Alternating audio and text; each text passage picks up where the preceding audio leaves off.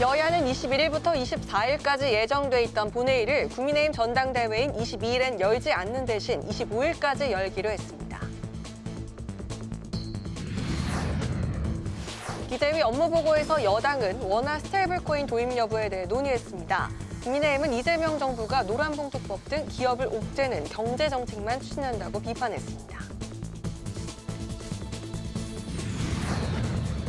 국토위 업무보고에서 여야는 정부의 산발적인 주택공급 발표에 대해 비판하며 개선책을 주문했습니다.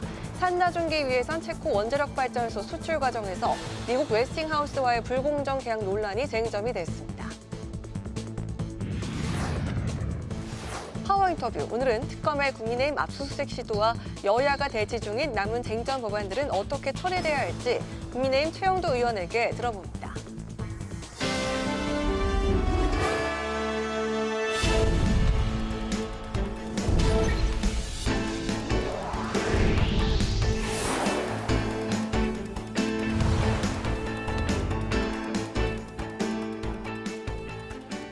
여러분 안녕하십니까? 8월 19일 화요일 국회 라이브 6 시작하겠습니다. 오늘 뉴스는 기획재정위원회 중계방송으로 늦게 시작합니다. 여야가 8월 임시국회 본회의를 21일부터 25일까지 열기로 합의했습니다. 여야는 국민의힘 전당대회가 열리는 점을 감안해 22일엔 본회의를 열지 않기로 했습니다. 오다인 기자입니다.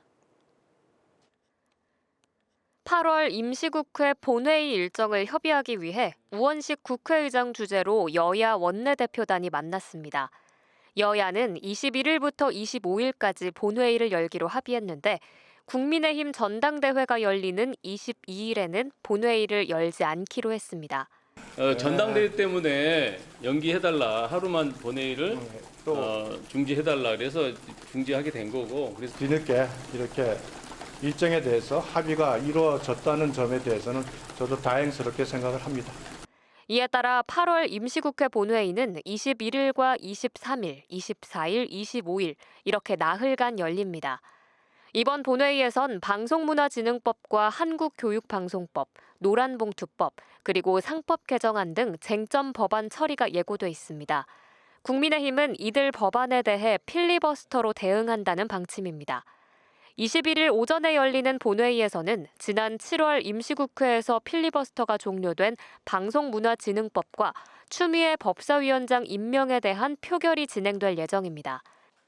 표결을 마치는 대로 국민의힘은 곧바로 한국교육방송법에 대한 필리버스터를 시작해 22일 오전 마무리하고 23일엔 노조법, 그리고 24일엔 상법 개정안에 대한 필리버스터가 진행돼 25일에 종료될 것으로 보입니다. 국회방송 오다인입니다.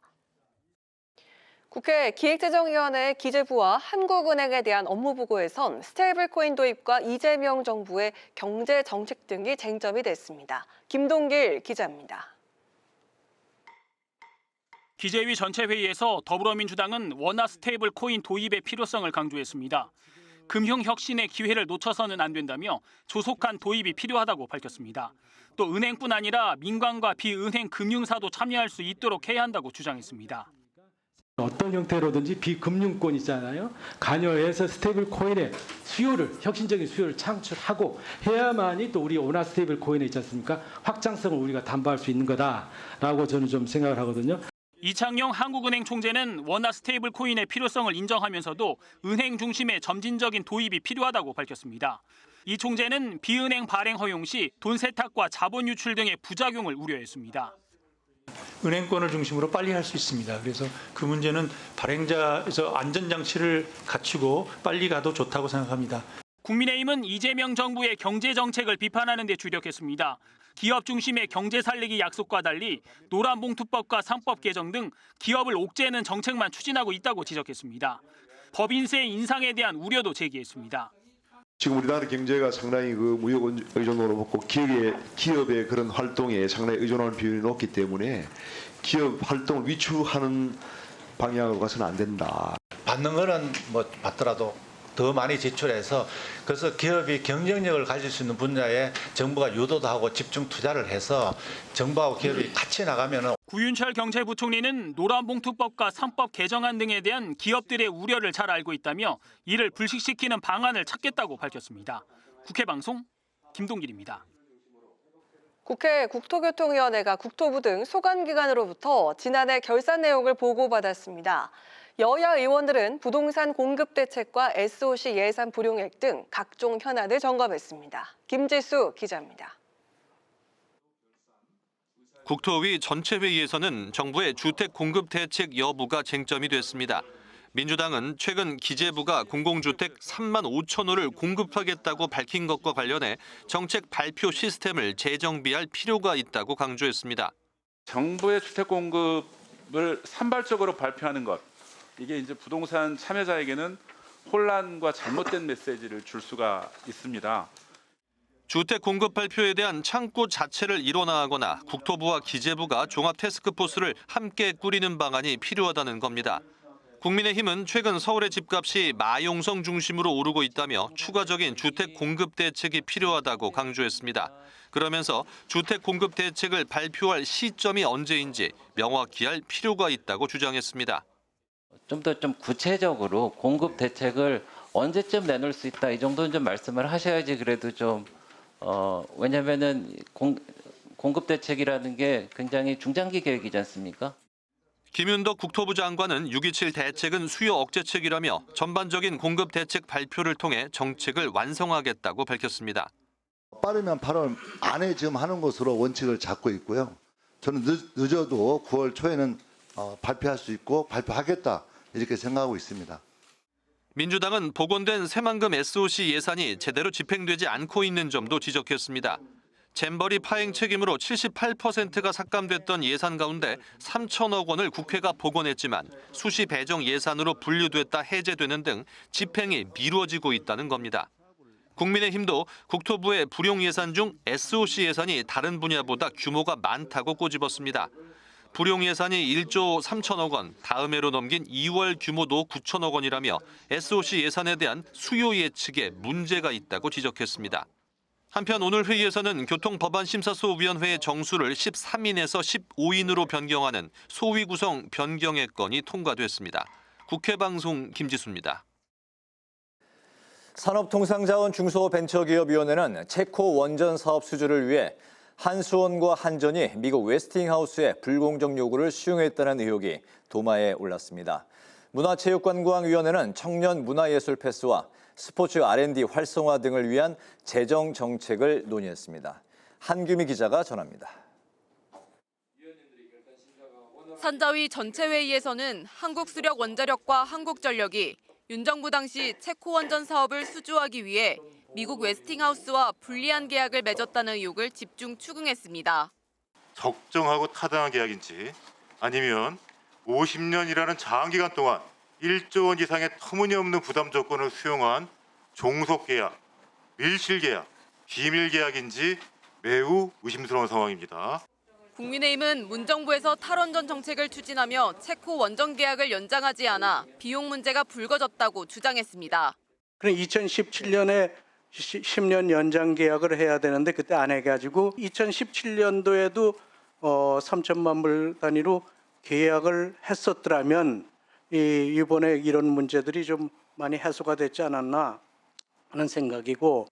김정관 산업통상자원부 장관은 체코 원전 수주와 관련해 정상적으로 이뤄진 계약이라고 말했습니다. 문화체육관광위원회에서 민주당은 청년 문화예술 패스 사업에 대한 예산 집행률이 21%에 그친 점을 우려했고 특히 지역의 문화 공간을 활성화해야 한다고 강조했습니다. 국민의힘은 스포츠와 문화예술 분야의 R&D 예산이 매년 줄어들고 있다며 안정적이고 지속적인 지원이 필수라고 말했습니다. 국회방송 한규미입니다. 정청래 더불어민주당 대표가 오는 10월 말에 열리는 APEC 정상회의 준비 상황 등을 점검하기 위해서 오늘 경주를 찾았습니다. 국민의힘은 김건희 특검의 2차 압수수색에 대응해 중앙당사에서 24시간 철야 대기를 이어갔습니다. 이승지 기자의 보도입니다. 정청래 더불어민주당 대표가 경상북도 경주를 찾아 아시아 태평양 경제협력체 APEC 정상회의 준비 현장을 점검했습니다. 정 대표는 작년 12.3 비상계엄 내란 사태 이후 치러지는 APEC 회의인 만큼 대한민국의 놀라운 K민주주의의 회복력이 입증되는 외교 현장이어야 한다고 강조했습니다. 20여 개국의 정상들이 이곳 천년의 고도 경주에 온다는 것은, 그리고 여기서 회의를 한다는 것은 대한민국의 국가 브랜드, 국격을 높일 수 있는 절호의 기회가 되겠다. 그러면서 여야가 초당적 외교로 힘을 합쳐 국익을 추구해야 한다고 강조했습니다. 한편 김병기 민주당 원내대표는 제임스 김 주한미국 상공회의소 회장을 만났습니다. 주한미국 상공회의소는 공개적으로 노란봉투법에 대한 우려를 표했고 경제이익단체도 반대 결의대회를 가졌습니다. 하지만 김 원내대표는 불합리한 규제를 개선하는 일은 정부 여당의 확고한 의지라고 답했습니다. 국민의힘은 김건희 여사 관련 의혹을 수사 중인 민중기 특검팀의 중앙당사 압수수색 제시도에 강하게 반발했습니다. 당 지도부는 집무실을 국회에서 당사로 옮기고 의원들과 조를 짜서 어제부터 24시간 비상대기에 들어갔습니다. 내일 압수수색 영장 만료일까지 송원석 비대위원장과 의원들은 당사에서 대기하며 영장 집행을 저지할 방침입니다. 국민의힘은 특검의 당원 명부 압수수색 시도는 당원 500만 명의 개인정보 강탈이자 위헌, 위법적인 압수수색이고 야당 말살 시도라고 주장했습니다. 예, 영장 기간은 20일까지인 것으로 저는 알고 있습니다. 오늘, 내일 아마 어떤 특검팀에서 영장 집행과 관련한 어떤 행위가 있지 않을까 이렇게 생각을 하고 있습니다. 당사를 지키고 우리 당원 명부 개인정보를 끝까지 지키겠다라고 하는 말씀만 드립니다. 특히 특검과 여당이 왜 이렇게 야당의 전당대회를 방해하지 못해 안달인지 모르겠다고 강하게 비판했습니다. 국회방송 이승지입니다.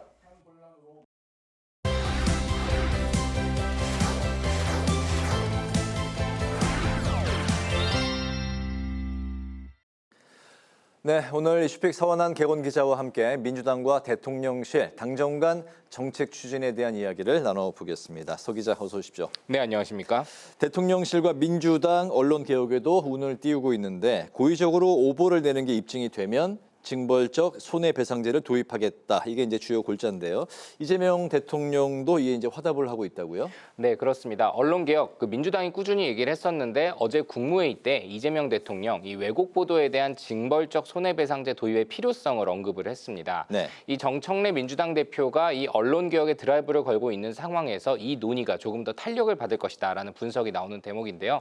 일단 정 대표가 가동한 이 민주당의 언론개혁 특위는요. 국회에서 최근 이 비공개 간담회 를 열고 언론중재법 개정과 이 유튜브에 관련된 허위 조작 정보 차단에 관한 논의를 진행을 했습니다.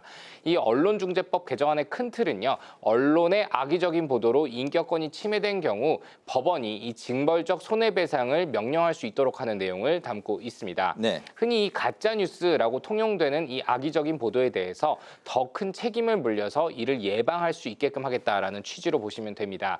그리고 최근에 논의 중인 중요한 부분 중에 하나는요. 이 언론중재법 대상에 기존 언론뿐만 아니라 유튜브 역시 추가하는 방안을 최근에 논의 중이라는 내용인데요. 또 징벌적 손해배상 대상으로 이 기자 개인을 지목하지는 못하도록 하되 정정 보도에 따른 손해배상 청구 대상에는 기자 개인도 포함시킬 수 있도록 하는 방안도 논의가 이뤄지고 있습니다. 사실상 기존에 검토됐던 것보다 더 센 언론중재법이 되는 셈이라는 이 언론 평가들이 나오는 대목입니다. 네, 일명 더 센 상법에 이은 더 센 언론중재법이군요. 네, 그렇습니다. 근데 한편으로는 이제 대통령실에서는 민주당이 주도하는 검찰과 사법개혁, 이 속도전에는 또 우려하는 목소리도 나왔다고요? 네, 그렇습니다. 이 여권에서는 검찰개혁을 본격 추진하는 시점으로 거듭 이 추석 전을 언급하고 있습니다만 네. 이재명 대통령은 또 어제 국무회의 때 이 지점에 대해서만큼은 이 정성호 법무부 장관에게 민감하고 핵심적인 쟁점 사안이기 때문에 국민께 충분히 알리고 공론화 과정을 반드시 거쳐야 한다며 속도전에 대해서 오히려 신중한 당부를 했습니다. 네. 이 대통령의 발언은요. 법무부가 공청회나 간담회 등을 통해서 시민 의견을 충분히 수렴하다라는 주문으로 이렇게 해석이 되고 있는데요. 하지만 민주당의 이 검찰개혁 특위는요. 26일까지 최종 법안을 마련한다는 계획이고 이 사개특위 역시 대법관을 기존 14명에서 30명으로 늘리되 이 전원합의체도 2개로 쪼개서 운영하는 구체적인 방안을 논의하고 있는 상황입니다. 다만 민주당 역시 오늘 이 같은 안에 대해서 의견 수렴을 위한 공청회를 개최하는 등 각계각층의 의견 수렴과 또 대통령실 또 정부와의 조율을 거쳐서 추석 전까지는 개혁을 완수하겠다는 입장이 완고한 상황입니다. 네, 이번엔 조금 예민한 이야기를 한번 해보도록 하죠. 민주당과 이재명 대통령 지지율이 이제 동반 하락세인 여론조사 결과들도 나오고 있는데 시점이 조국 전 대표 사면하는 바로 이 시점이죠.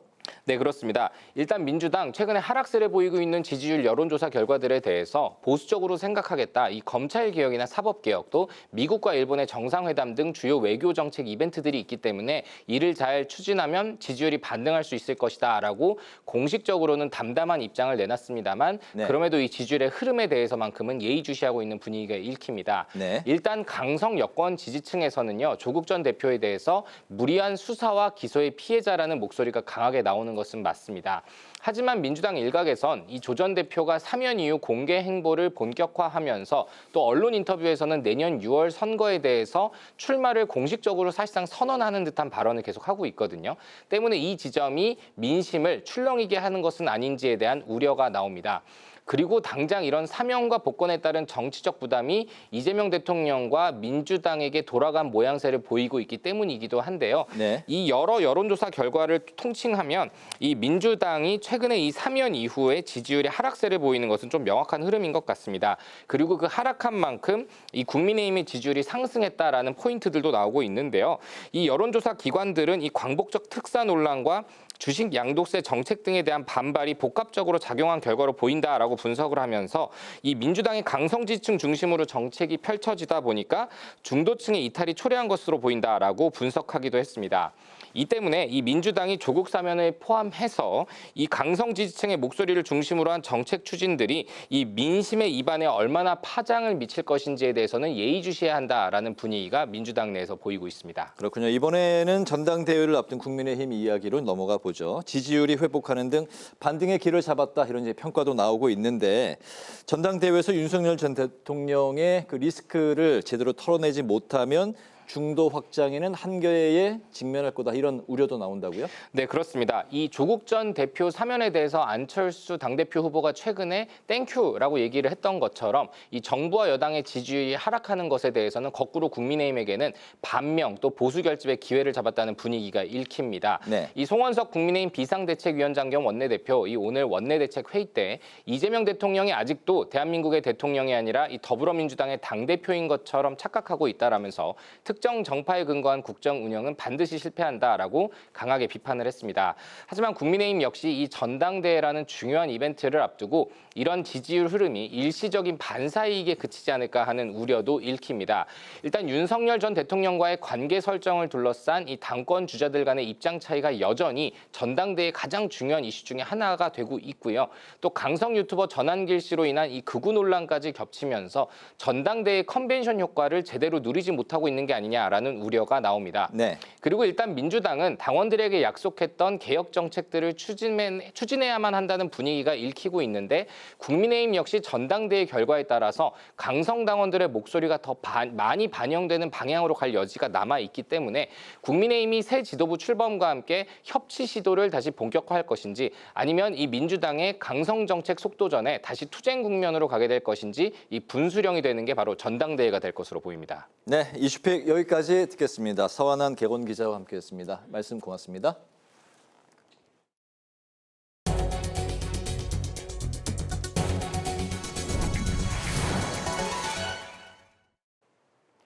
정청래 더불어민주당 대표는 경북 청도에서 발생한 무궁화 열차 사고에 대해서 완벽한 인재라고 지적했습니다.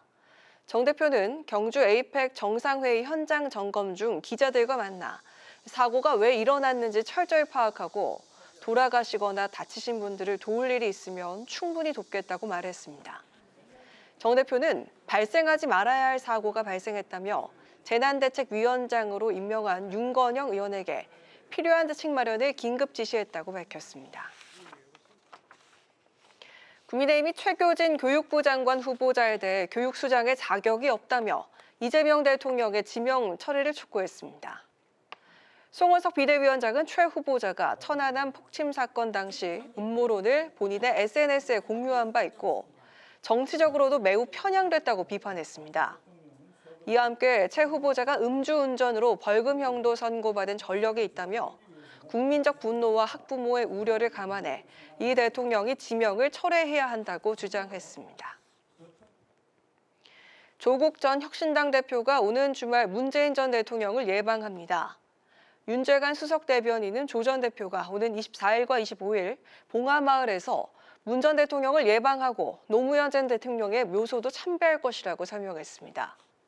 혁신당은 어제 조 전 대표가 신청한 복당 여부에 대해서 모레 최고위원회의 의결을 거쳐 최종 결정할 계획이라고 밝혔습니다.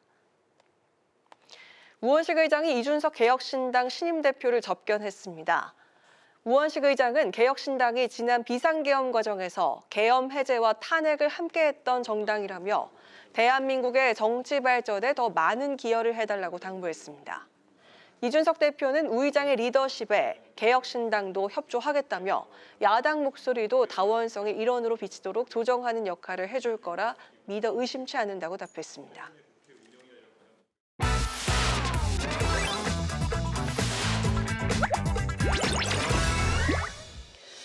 8월 19일 강아랑이 전해주는 정치권의 뜨거운 말말말 강아랑의 정치랑입니다. 오늘 첫 번째 주제는 임기 일치법입니다. 민주당이 대통령과 공공기관장의 임기를 갖도록 하는 법안 마련에 박차를 가하는 분위기입니다.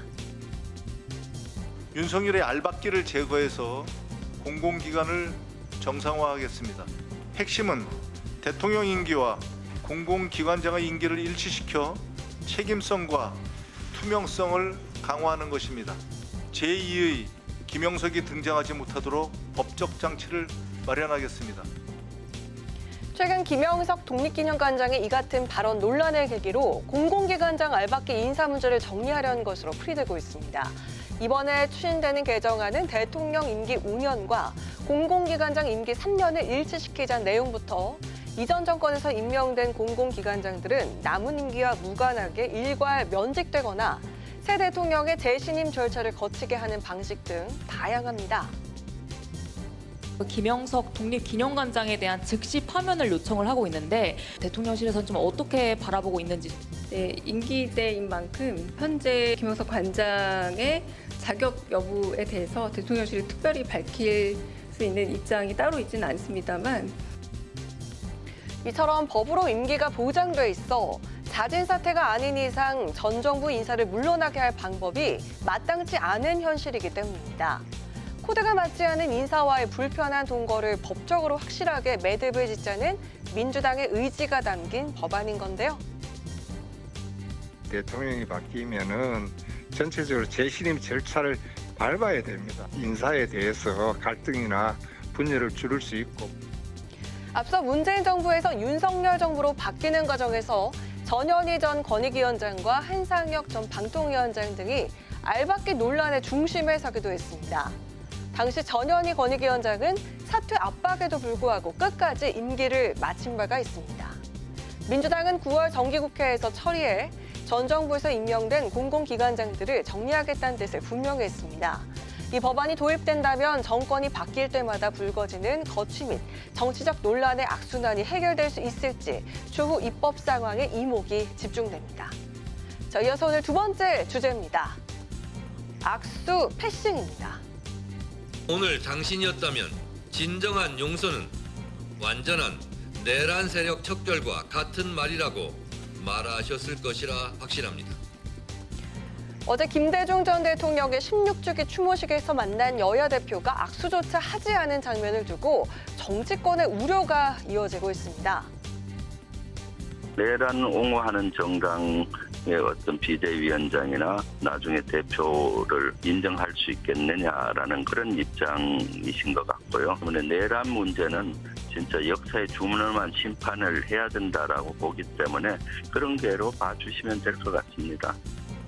상대성이 있는 거잖아요. 정청래 대표가 우리 송원석 대표하고 같이 대화도 나누고 머리도 맞대고 어떻게 하면 이게 좋겠노 하는 이런 것도 좀 챙기는 그 뭐 해야 되지. 전쟁터에서 적수도 상대방에게 A가 있는 거 아니겠어요.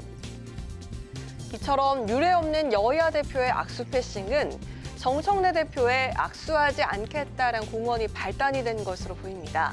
이후 송원석 비대위원장 역시 악수는 사람과 한다는 말로 응수하면서 팽팽한 기싸움을 이어온 겁니다. 전국 전체를 끌고 가는 책임 있는 집권 여당의 당 대표이기 때문에 야당의 대표가 아니라는 점을 정청래 대표께서 인식하는 날 아마도 웃으면서 악수를 청해오지 않을까 그렇게 생각을 하고 있습니다.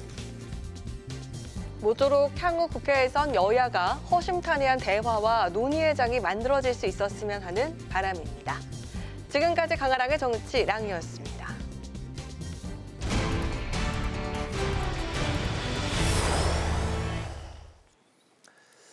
여야가 쟁점 법안과 특검 등의 대치로 악화일로 상황입니다. 김건희 특검의 국민의힘 당사 압수수색 시도 등으로 야당이 극한 반발 중인 가운데 특검 연장 검토 가능성까지 불거지고 있는 상황인데요.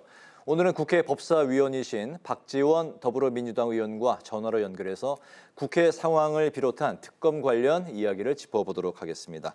의원님 안녕하십니까? 안녕하세요. 네, 안녕하세요. 박지원입니다. 반갑습니다. 네, 이번 주 국회 본회의에서 노란봉투법과 상법 개정안 등 쟁점 법안 처리가 예고된 가운데 국민의힘은 필리버스터로 맞서겠다는 입장입니다. 특히 노란봉투법에 대해서는 경제계가 최소한의 유예 기간을 달라고 읍소하고 있는 상황인데요. 쟁점 법안 강행 처리에 대한 정치적 부담감도 없지가 않을 것 같은데 민주당의 입장부터 좀 들어볼까요? 솔직히 말해서 노란봉투법은 민주당으로서 어느 정도 부담이 됩니다. 네. 그렇지만은 국제기구인 ILO 규정상 하게 돼 있습니다. 그렇기 때문에 국제법을 지키고 ILO 규정을 지키는 그러한 의미에서 노란봉투법은 우려가 있음에도 또 재계에서 우려가 있음에도 통과시키지 않을 수 없다. 그렇게 말씀을 올립니다. 네. 자, 그리고 전당대회를 사흘 앞둔 국민의힘이 중앙당사 압수수색을 막기 위한 철야 비상체제에 들어가 있습니다. 일각에선 당원 명부조사에 대한 타당성 논란도 제기되는데요. 특검 연장 등의 움직임에 내년 지방선거와 제1야당 해산을 위한 민주당의 청부수사다라는 이 국민의힘 주장에 반론을 좀 해주시자면요. 어떻습니까? 국민의힘에서 자기들 주장대로 당원 명부는 당의 심장이겠죠. 그렇지만은 이미 통일교에서 개입된 그러한 진술을 확보해서 법원에서 압수수색 영장을 발부했습니다. 정당법에도 압수수색 영장이 발부됐다고 하면은 제출하게 돼 있어요. 이것을 막는 것은 진짜 법치를 무시하는 행위다. 저는 그래서 타협 조건으로 마치 우리가 핸드폰이 검찰의 압수수색에 의거해서 압수수색가 당해 있으면은 제 변호인이 가서 입회하에 포렌식을 하게 됩니다. 해당 부분만. 그렇기 때문에 국민의힘도 당원 명부를 특검에 제출하고 그 특검에서 명부 확인을 할 때 국민의힘 변호인이 입회해서 처리하는 방법도 생각해 봐야 된다. 어떻게 됐든 공당으로서 심장이 중요한 것이 아니라 법이 더 중요하다. 그래서 반드시 제출해야지 저렇게 어거지로 하는 것은 옳지 않다. 이렇게 생각합니다. 네. 마지막 질문 드리겠습니다. 조국 전 대표가 혁신당의 복당 절차를 밟으면서 정계 복귀에 본격적인 시동을 걸었는데요. 민주당 내부에서는 지지율 하락 등으로 조 전 대표와 선을 긋는 분위기도 감지가 되는 걸로 전해지고 있습니다. 그런 상황에서도 의원님은 이제 그동안 줄기차게 계속해서 합당을 주장하셨는데요. 조 전 대표와 민주당과의 관계 설정 그리고 향후 여권 내 지형 변화에는 어떤 입장이실까요? 제가 조국 대표의 사면 복권도 맨 먼저 주장했고 합당도 맨 먼저 주장을 했습니다. 사랑하면 결혼하는 거 아니에요? 같은 이념, 같은 생각이면 한 집에서 살아야지. 왜 다른 집 살림합니까? 그리고 뭉치면 이깁니다. 그래서 저는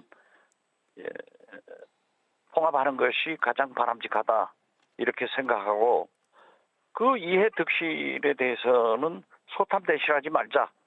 그리고 특히 조국혁신당 일부에서 이번 지방선거에 호남에서 경쟁해보자. 경쟁한들 조국혁신당이 그렇게 큰 승리할 것 같아요? 작년도에 지방자치단체장 세 곳 보궐선거에서 2승 1패했습니다. 별 문제 없습니다. 그렇기 때문에 통합하는 것이 좋다. 저는 그렇게 거듭 주장합니다. 네, 의원님 오늘 말씀 잘 들었습니다. 고맙습니다. 네, 감사합니다. 지금까지 박지원 더불어민주당 의원과 이야기 나눠봤습니다.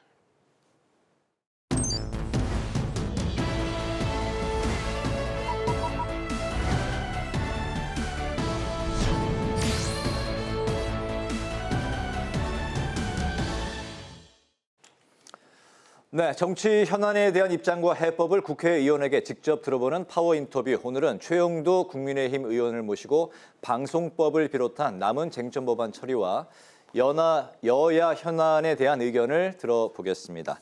의원님 반갑습니다. 안녕하세요. 네, 안녕하십니까? 네.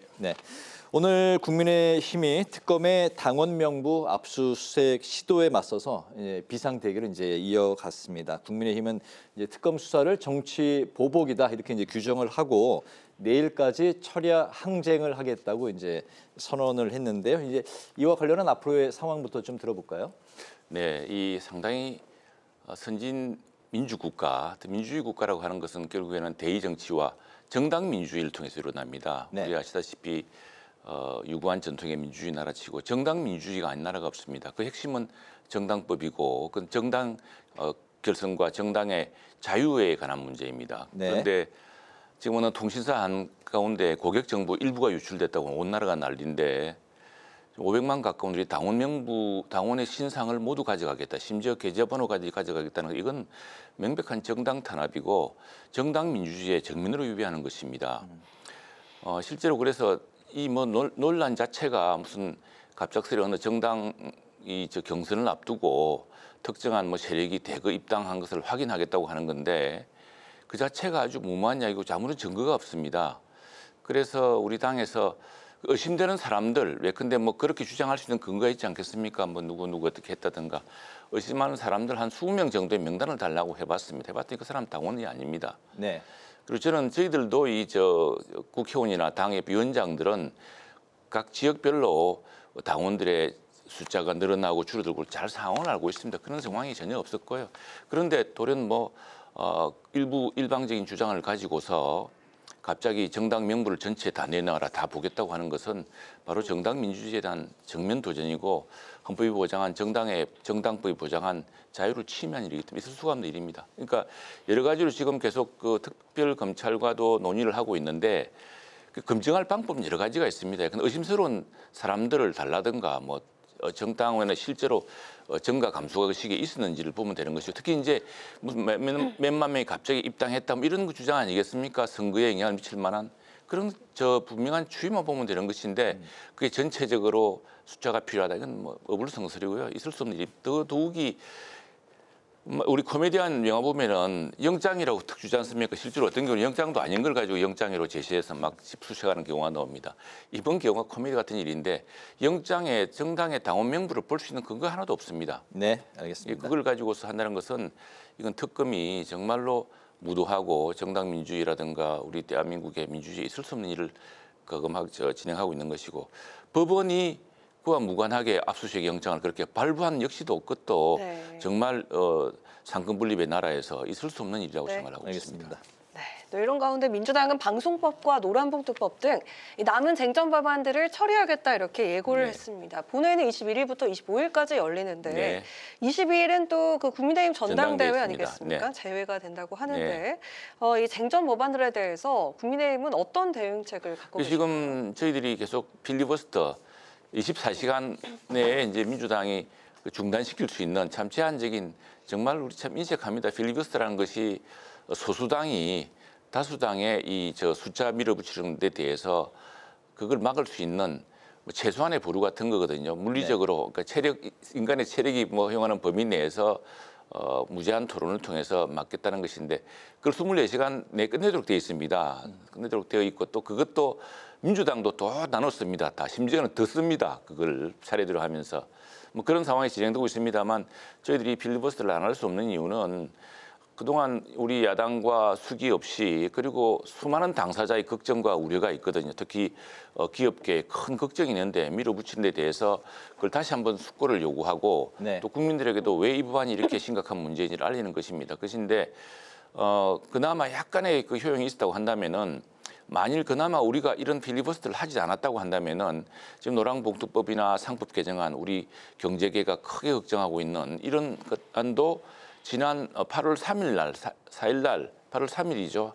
하루 만에 다 처리됐을 겁니다. 네. 근데 지금 그걸 통해서 재계가 다시 정부에게 호소하고 여당에게 호소하는 이런 시간. 그래서 마지막으로 한번 정부 여당이 이 문제를 다시 숙고할 수 있는 그런 재고를 촉구하고 있는 것이고 방송법 역시 매우 심각한 사안입니다. 세상에 방송법 관련해서 따로 지금 질문 이제 시작을 하겠습니다. 네. 국무회의에서 이제 어제 방송법 개정안이 이제 공포가 되지 않았습니까? 그렇기 때문에 이제 개정된 법에 따라서 KBS 이사회 그리고 종편 등의 편성위원회를 이제 새로 꾸려야 되는데 모두 그 방송통신위원회 의결이 필요한 상황이지만 민주당은 대체할 수 있는 새로운 기구를 지금 찾고 있다, 검토하고 있는 것 같습니다. 현재 그 과방위 간사이신데 이 사안에 대해서는 지금 어떻게 바라보고 계실까요? 지난 21대 국회까지 그리고 지금까지 여야가 바뀌기도 하고 다수당 소수당이 서로 바뀌어 왔지만 이 방송법의 기본 골조는 바뀌지 않았습니다. 근데 왜 그런 거 아니까 이게 일종의 글로벌 표준입니다. 영국의 BBC도 그렇고 일본의 NHK도 그렇고 우리 모두가 공영방송의 표상이라고 하는 그런 그 국제적인 어떤 표준이라고 할 만한 것이고 이것은 국민이 선출한 국민이 위임한 대의민주주의에 따라서 그 위임 절차에 따라서 공영방송이 국민의 재산, 국지수상파는 국민의 재산이거든요. 그리고 국민을 위한 방송이 편파적으로 사용되지 않도록 하도록 그런 대의민주주의 장치에 의해서 나온 것입니다. 그런데 돌연 이것을 이제 아무도 위임하지 않은 사람, 방송 종사자 역시 그 공영방송의 내부에 보면은 압도적인 노조 세력들이 있습니다. 이 방송 종사자는 바로 이제 그분들이 좌우하게 될 것인데. 그런 분들을 통해서 또 갑자기 민변은 또 왜 등장합니까? 국민들이 위임하지 않은 사람이 공영방송의 이사회 구조를 장악하고 사장을 뽑고 편성과 보도의 내용을 정하겠다고 하는 것은 매우 위험스러운 일입니다. 이게 어떤 공평과 또 정확성 또 미래를 내다보면서 국민을 통합시켜야 될 공영방송의 역할을 크게 저해할 수 있는 내용이라고 저희들이 비판하고 있고요. 또 하나 큰 문제는 저는 이렇게 이야기했습니다. 지금 심지어 민영방송, 근데 YTN 이미 민영화되어 있습니다. 그리고 연합뉴스 TV도 다 주주가 따로 있습니다. 이 민영방송 사장도 다 바꾸도록 되어 있습니다. 이 법에 따라서. 그러니까 이 위헌적인 입법을 통해서 공영방송뿐 아니라 민영방송 사장을 한꺼번에 또 이사회를 한꺼번에 교체하는 전례는 이 정말 선진민주국가에 상상할 수 없는 일입니다. 이런 방식으로 예컨대 만일 미국 사람들에게 또는 영국 사람들에게 법을 바꿔가지고 갑자기 정권 새로 출범하자마자 3개월, 4개월 만에 바뀐 법을 통해서 CNN, 팍스뉴스, BBC 사장을 교체한다고 하면은 그 나라 사람들이 대한민국을 어떻게 생각하겠습니까? 그래서 이런 심각한 문제가 있다. 기본적으로 늘 민주당이 이야기합니다. 지난 정부가 잘못했다 그러면은 이번 정부부터 잘하면 됩니다. 실제로 그것들이 제대로 작동되어 왔었고 이번 정부부터 모범이 되도록 그래서 자신들 말처럼 지난 정부에 잘못했다면은 지난 정부와 확실하게 차별될 만한 그러한 인사라든가 또 어떤 공평한 국민의 방송에 맞는 걸맞는 보도 내용 편성으로 하면 되는 것이죠. 그리고 지금 편성위원회라는 것을 통해서 뭐 노사동수로 해가지고 경영과 보도와 인사에 관여하는 것은 명백한 위헌적인 것이고 세계 특히 민영방송까지 이렇게 하는 것은 유례가 없는 일입니다. 이것은 굉장히 심각한 내용이기 때문에 그것 때문에 저희들이 필리버스터를 하고 있는 것이고 조만간에 뭐 그 국제적인 정상회의, IPEC 정상회의나 한미 정상회의 열릴 텐데 우리 대통령께서 외국 나가서 혹여 뭐 외국의 그런 언론 단체나 또 인권 기구 같은 데서 세상의 언론의 자유를 그런 식으로 막 짓밟는 나라가 어디 있습니까? 하고 물으면은 어떻게 답변하실지 참 답답한 일입니다. 자막에 나가고 있기 때문에 방통위 대체할 기구 신설 이야기가 나오고 있는데 이 입장 짧게 한 30초 정도만 어차피 똑같은 내용입니다. 미국 방통통신위원회와 비슷한 방식으로 5인 체제 혹은 뭐 7인이라 하더라도 구성되어 있는데 이거 역시도 이제 이준석 위원장을 바꾸기 위한 수단으로 지금 사용하고 있는 것입니다. 그런데 저희들 중요한 것은 방송통신위원회가 2인 체제가 된 이유가 민주당이 다수당인 국회가 3인의 국회 추천 몫을 추천하지 않았기 때문입니다. 지금 이제 대통령이 한 명 더 추천할 몫도 남아있고 또 국회가 3명 추천해서 방통위원회 5인 체제를 빨리 복원해야 되는데 그건 하지 않고 이거 뭐 일부 업무 기능을 조정해서 굳이 이름을 바꾸어서 그렇게 해서 새로운 기관의 장을 에 대한 규정을 넣어서 이준석 방송통신위원장을 몰아내겠다는 아주 꼼수일 뿐입니다. 알겠습니다. 네, 국민의힘 전당대회가 코앞인데 찬탄파인 그 안철수 조경태 후보 단일화가 무산이 됐습니다. 만약에 과반 득표자가 나오게 된다면은 이 당 대표가 바로 결정이 되는 거겠지만 그 과반이 없으면은 결선 투표를 거쳐서 그 26일에 최종 승자가 겨뤄지게 되는데 그 결선 투표 변수 혹시 좀 어떻게 전망을 하시는지 들어볼까요? 예, 이거 저희들 지금 무슨 여론조사 결과도 나오고 있습니다만 이 우리 전당대회는 항상 예상과 좀 달랐습니다. 제가 21대 국회에 들어온 뒤에 보면은 근데 그 당시에 뭐 쟁쟁한 5 의원들이 당대표로 출마를 했었는데 우리 헌정사상 최연소 이준석 당대표가 당선되는 이변이 있고 당원들이 선택한 겁니다. 그리고 뭐 이때로 보면은 이른바 그 당내 주류 또 당내 국회의원들 뭐 이런 분들이 생각했던 그리고 언론이 일반적으로 추측했던 것과 많이 달랐습니다. 당심이란 것이 우리 당원들이 무슨 영남당 아닙니다. 이 당원들 구성을 보면은 한 80만 되는 핵심 책임 당원들 이건 전수 투표를 하게 됩니다. 이분들은 한 표 한 표가 다 표로 들어갑니다. 이분들의 경우는 그 지금 구성을 보면 수도권과 충청권이 영남권보다 훨씬 많습니다. 그러니까 지금 자치들 사람들이 좀 그 무슨 그 민심에 우리 당의 당심이라는 것이 민심과 좀 동떨어져 있지 않냐 생각하는데 제가 볼 때는 오히려 민심보다 더 나라를 걱정하고 또 우리 당의 미래를 걱정하기 때문에 또 다른 판단이 있을 거라고 봅니다. 그것이 바로 지난 3차례 전당대회 통해서 당대표 선출한 결과를 보면은 항상 당심이 우리 예상을 훨씬 앞섰다. 근데 지금 그게 무엇인지는 제가 말씀드릴 수 없습니다. 분명한 것은 지금 이게 이미 끝난 과거, 우리가 반성하고 또 이미 개선해야 될 과거가 아니라 자 당장 다가온 선거에서 우리 정당을 이기는 정당으로 변모시킬 수 있는 지금 저 대통령 선거하고 지방선거 이긴 뒤로 국회의원 선거 대패했죠, 탄핵당했죠, 또 대통령 선거 졌죠. 지금 잘못하면은 이제 계속 지는 정당. 그래서 민주당의 아주 그 무법 질주를 방치하고 견제할 수 없는 그런 정당이 될 아주 심각한 위기에 있습니다. 결국에는 1년 앞으로 다가온 지방선거에서 우리 당을 다시 복원시킬 수 있는 사람, 누가 당대표가 되어야 내년 지방선거에서 우리 당의 정치력을 다시 복원할 것인가, 이걸 결정할 당심이 저는 발휘될 것이라고 봅니다. 알겠습니다. 최근에 이재명 대통령과 민주당 지지율이 이제 동반 하락한 그런 이제 결과들이 몇 번 나왔습니다. 거기에 대해서 오늘 김민석 국무총리가 성과로 이재명 대통령 임기 말에 성과로 답하겠다, 이렇게 이제 답변을 했는데요. 지지율 동반 하락에 대해서 이제 조국 전 대표 특별 사면, 또 증시 대주주 기준, 민주당의 이제 강성 지지층 중심의 정책, 뭐 여러 가지 이제 이야기들이 나오고 있는데 의원님은 좀 어떻게? 예, 뭐 그런 이게 모두 포함됐다 보면 특히나 광복절이 어떤 날입니까? 광복절이 정말 대한민국의 그 지난 80년의 기적을 축하하고 또 식민지를 딛고서 식민지 표에서 이루는 우리의 그 성취, 우리 선열들의 땀과 눈물과 피에 대해서 다시 생각하는 날 아니겠습니까? 그런데 세상에 위안부 할머니에게 주었던 후원금을 횡령한 사람을 광복절 특사에 포함시켰습니다. 저는 이거 조국보다 훨씬 더 심각한 문제였다고 생각을 합니다. 그리고 바로 그렇게 사면 복권된 사람이 그 비판하는 여론을 저것들이라고 그랬습니다. 이런 조롱을 당하고 참을 국민들이 있습니까? 그리고 조국 대표에 대해서는 특히 조국 대표의 그 입시 비리와 관련됐던 부부의 입시 비리와 관련됐던 그 30대 위반이 아주 심각합니다. 한 60% 정도가 반대를 했습니다.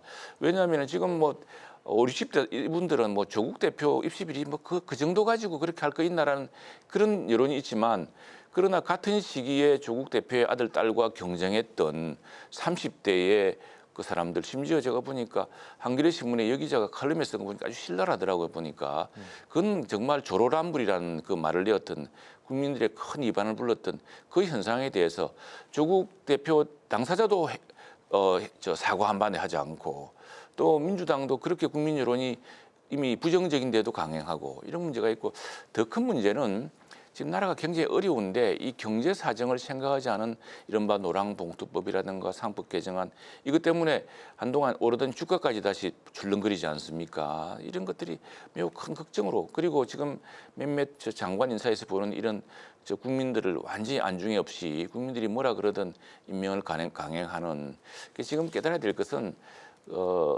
민심은 물과 같아서 배를 띄우기도 하지만 배를 뒤집기도 한다는 그런 오랜 격언을 지금 민주당이 되새겨 봐야 할 때라고 생각합니다. 네. 네, 어제 조국 전 대표가 복당 신청을 하면서 정계 복귀 의지를 다시 한번 명확하게 했습니다. 또 내년 6월 선거에 출마하겠다는 뜻을 또 밝히기도 했었는데, 민주당과 혁신당의 합당설에 대해서는 지금 좀 시기상조다 이렇게 답을 했었죠. 조국 전 대표의 정계 복귀가 정치권에서는 좀 어떤 의미를 갖는지 들어볼까요? 그렇지, 그게 지금 민주당에도 부담이고 조국당 역시도 부담스럽지 않겠습니까? 그동안 이제 어쨌든 그걸로 인해서 죄를 짓고 제가 확정되어서 수용 생활을 하고 있기 때문에 그것이 이미 이제 말하자면은 처벌을 받고 있는 단계이기 때문에 국민 여론이 조용할 수 있었습니다만, 그러나 그 형량의 절반은 뭡니까? 지금 4분의 1도 아니죠. 그렇게 해서 더구나 광복절 특사에 나와서 그 자신이 했던 범죄에 대해서 한마디 사과도 없는데, 이것들이 아마 민주당과 조국 혁신당의 지속적인 부담이 될 겁니다. 그래서 오늘 아침에 한국일보 칼럼 보니까 그 점을 최소한 조국 본인이 사과해야 되는 것 아니냐, 사과하지 않고서는 계속적으로, 심지어 이제 조국 혁신당이 잘 되길 바라는 사람들조차도 그게 큰 부담이 될 것이고, 지금 여당과 조국당의 어떤 마이너스로 작용할 것이라고 했는데, 저희들은 어쨌거나 좀 양식을 좀 회복했으면 좋겠고요. 그리고 무엇보다 정치가